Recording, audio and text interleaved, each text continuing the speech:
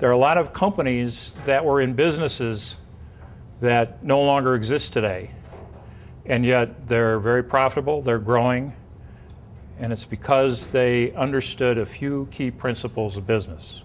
I call these kinds of companies growth machines. The challenge is why isn't everybody a growth machine? Because it's some relatively simple concepts that a few people have really mastered, and unfortunately some other people have had a tough time wrapping their heads around. We're going to talk about that tonight.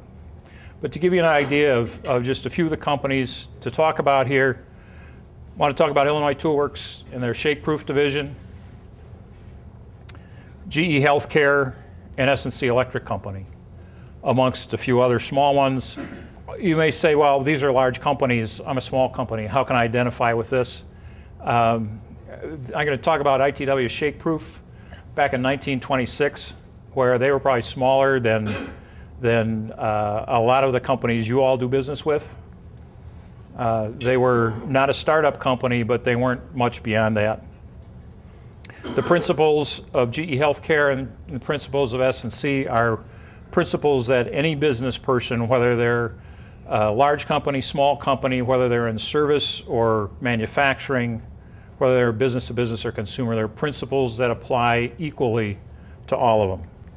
What do they do differently? First off, they define their business differently. What is their business? What is marketing? How do they view marketing? And how do they relate to their marketplace and their customers?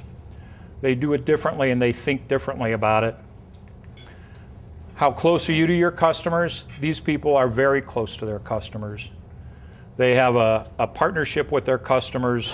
One of the things I really enjoyed about the presentation was it made me think, it made all of us think a little bit more about an aspect of our business that we may not have thought of before.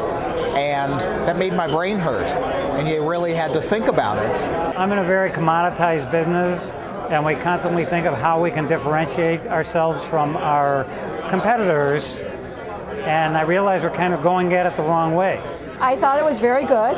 I think one of the main things I will take away from it is keeping in touch with your clients, listening to them, trying to determine what they need and how you can service them better. I thought Jack was very insightful. I run a business that is transitioning from my father who started the business to myself who's taking over the company. And as a result of that, our executive team is going through some pretty significant transition in terms of who we are and where we want to be in the future. And so a lot of his thoughts were things that we're talking about around our executive boardroom right now. Jack had a lot of great insights into not just helping your clients what they want, but how to grow your business into finding new opportunities.